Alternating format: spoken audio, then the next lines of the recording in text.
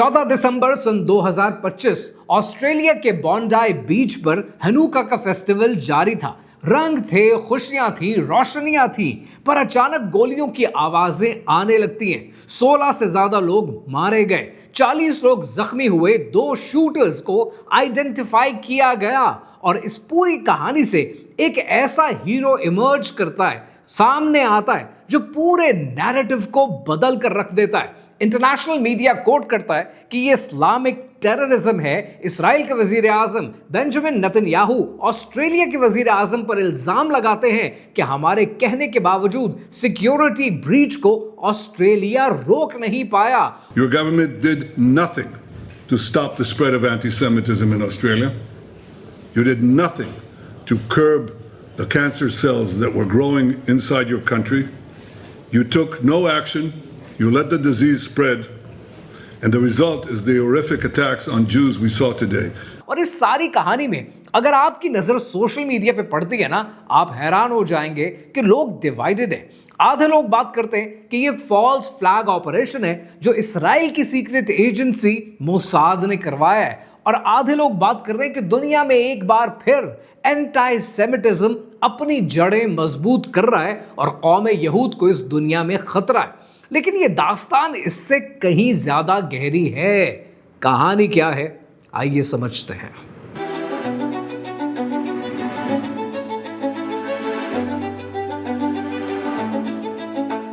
सबसे पहले इस वाकये की टाइमलाइन को समझते हैं। 14 दिसंबर की शाम बॉन्डाई बीच ज्यूइश कम्युनिटी का हनुका सेलिब्रेशन जारी था।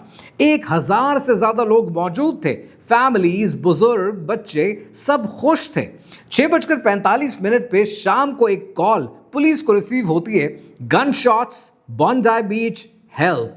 जब तक पुलिस एडिशनल फोर्स के साथ पहुंचती है, केओस फैल चुका था। 2 गनमैन एक छोटे से ब्रिज पर खड़े थे और फायरिंग, अंधाधुंध फायरिंग जारी थी। अब इस बात को जरा गौर से समझिएगा। पहले बात करते हैं कि इस वाकये से जो विक्टिम्स अफेक्ट हुए, चाहे वो ज्यूइश कम्युनिटी से ताल्लुक रखते थे, उनकी कहानी क्या है। पहले कहानी की बात करते हैं। एक 87 साल की ऐसी औरत जो हॉलोकास्ट सर्वाइवर थी, यानी नाज़ी जर्मनी के जुल्म सितम से बचकर ऑस्ट्रेलिया मूव ऑन करती हैं और ऑस्ट्रेलिया आने के बाद 2025 में इस टारगेट का निशाना बनती है। एक ऐसी 10 साल की बच्ची जिसकी जिंदगी शायद अभी शुरू भी नहीं हुई कि उसकी जिंदगी इस बॉन्डाई बीच के वाकये से खत्म हो जाती है। ज्यूइश कम्युनिटी के साथ इस वाकये में जो कुछ हुआ, सर्टनली सुनने को बहुत दुख भी होता है, तकलीफ भी होती है, क्योंकि एक इंसान के ऊपर ये जुल्म हुआ। लेकिन क्या ये एंटी सेमिटिज्म की लहर है जो पूरी दुनिया में फैल रही है? अगर ये 2 वाकयात आप सुनेंगे तो आपको 1 मिनट के लिए जरूर लगेगा कि हाँ, ये एक बड़ा परफेक्ट टेक्स्ट बुक केस है एंटी सेमिटिज्म का। लेकिन रुकिए, कहानी अभी बाकी है। पहले कहानी के इन 2 अटैकर्स को समझते हैं। पहले का नाम है साजिद अकरम, 50 साल की उम्र, 1998 में ऑस्ट्रेलिया आया स्टूडेंट वीजे पे, 2001 में रेजिडेंट वीजे पे कन्वर्ट हो गया। शॉप ओनर है, नॉर्मल सी जिंदगी है। लेकिन जो चीज़ इंपॉर्टेंट है वो ये कि 10 सालों में 6 रजिस्टर्ड फायर आर्म्स रखता है, लीगली ऑस्ट्रेलियन सिस्टम में रजिस्टर्ड है। और उसका बेटा नवीद अकरम, 24 साल उसकी उम्र है, ऑस्ट्रेलियन बॉर्न है, कॉलेज ग्रेजुएट है, कंस्ट्रक्शन का वर्कर है, और 2 महीने पहले उसकी जॉब चली गई थी। अब कहानी में यहां पर एक ट्विस्ट आता है, और ट्विस्ट ये है कि ऑस्ट्रेलियन सिक्योरिटी इंटेलिजेंस ऑर्गेनाइजेशन के रेडार के ऊपर ये बेटा आ जाता है। इसका ताल्लुक आईसिस के कमांडर मतारी से बताया जाता है, लेकिन उसके ऊपर सस्पेक्टेड उसको रखा जाता है। कोई प्रूफ नहीं मिलते और उसके ऊपर कोई एक्शन नहीं लिया जाता। 16 लोग मारे गए, 40 से ज्यादा जख्मी हैं। अगर एक इंसान रेडार पर आ रहा है और आईसिस से उसका कनेक्शन है, तो कोई एक्शन क्यों नहीं लिया गया? अब कहानी में जितने ट्विस्ट्स एंड टर्न्स हैं, यहां पर एक और बहुत जबरदस्त किस्म का ट्विस्ट आता है, और उस ट्विस्ट का नाम है अहमद अल अहमद।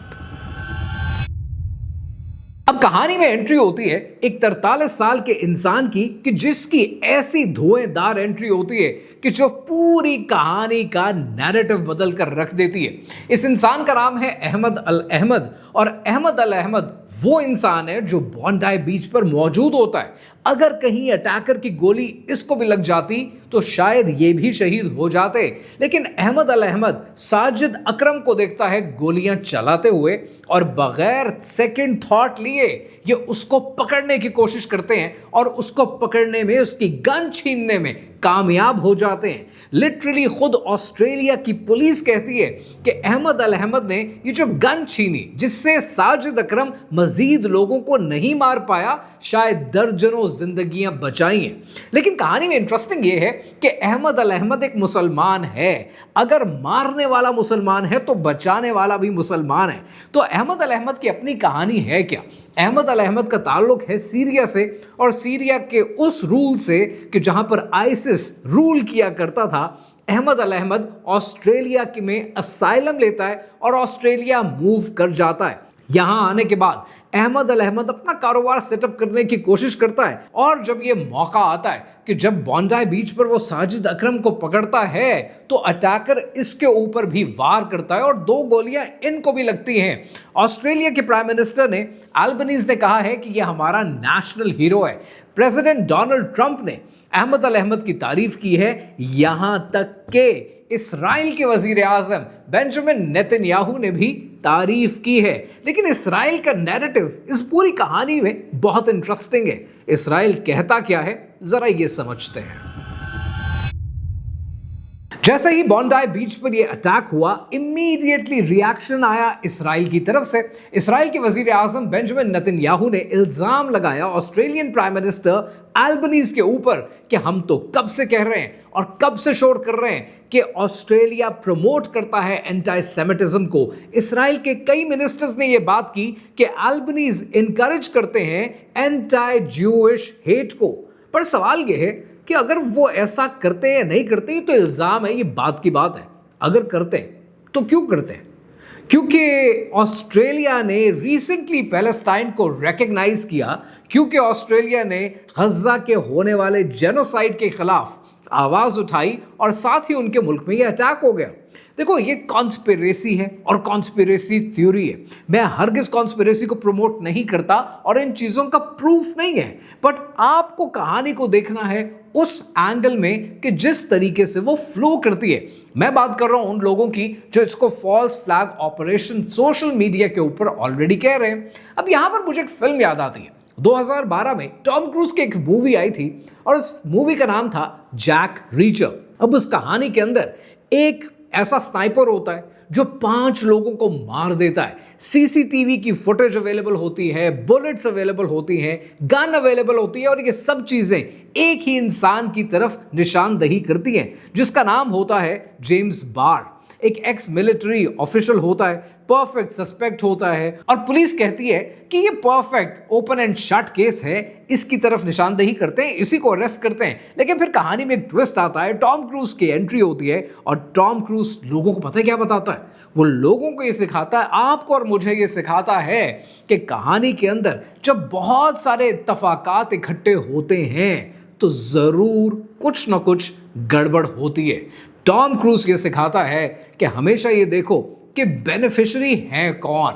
हर कॉन्स्पिरेसी में, हर ऐसे बड़े वाकये में आपको ये देखना होता है कि बेनिफिशियरी कौन है। सो लिहाजा क्विकली देखते हैं कि मान लीजिए 1 मिनट के लिए उन लोगों की बात जो ये कहते हैं कि ये एक फॉल्स फ्लैग ऑपरेशन है, तो कौन कौन से रेड फ्लैग्स हैं इस फॉल्स फ्लैग ऑपरेशन में।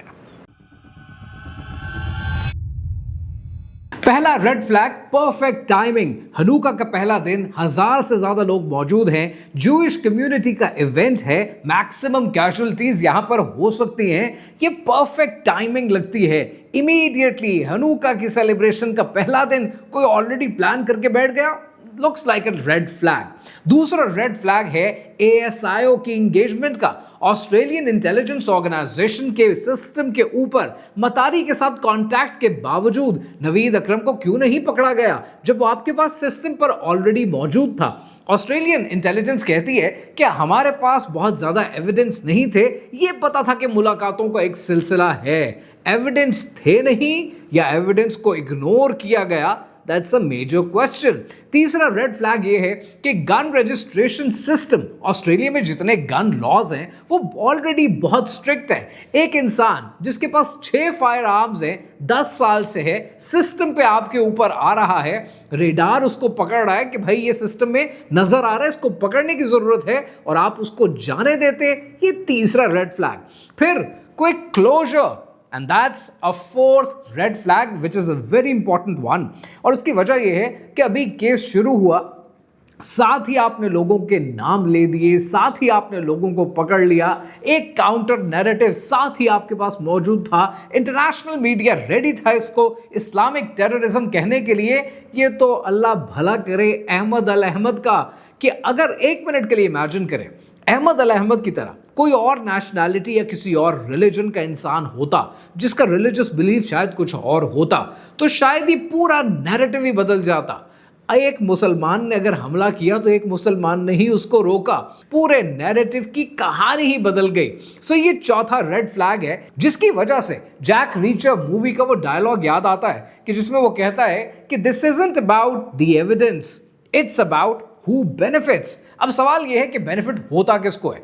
मान लीजिए कि अगर इसराइल को बेनिफिट होता है तो पहला बेनिफिट यह है कि एंटी सेमिटिज्म नैरेटिव स्ट्रांग हो जाएगा, इसराइल उसको दुनिया भर में कैश कर सकता है, ऑस्ट्रेलिया के ऊपर प्रेशर बढ़ जाएगा क्योंकि उन्होंने पैलेस्टाइन को रिकॉग्नाइज किया, गजा के जेनोसाइड पर आवाज उठाई, गजा के जेनोसाइड से अटेंशन हट जाएगी और फलस्तीन की जितनी सपोर्ट ऑस्ट्रेलिया से मिलती है, दुनिया में इतना बड़ा मुजाहिरा हुआ ऑस्ट्रेलिया के अंदर, ऑस्ट्रेलिया के शहरों के अंदर इसराइल के खिलाफ फलस्तीन की सपोर्ट में, उस नैरेटिव को कर्टेल करने का मौका मिल जाएगा। ऑस्ट्रेलिया को क्या बेनिफिट होता है? पहला बेनिफिट ऑस्ट्रेलिया को यह होता है कि ऑलरेडी आप दुनिया में देख रहे हैं कि कितने सख्त इमिग्रेशन के लॉज बनाए जा रहे हैं।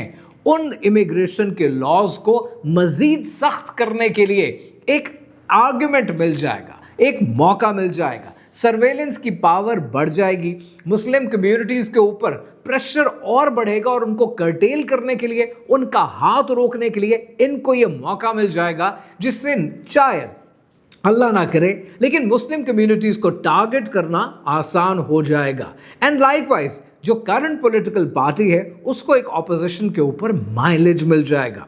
इसके अलावा बहुत सारे हिडन प्लेयर्स भी मौजूद हैं। इसराइल और इंडिया का जो नेक्सस है वो मजीद मजबूत हो जाएगा, क्योंकि कहानी में कहीं ना कहीं सुनने को आपको ये मिलता है कि ये अटैकर्स इंडिया से आए थे और नेबर्स ने इस बात को कंफर्म किया है।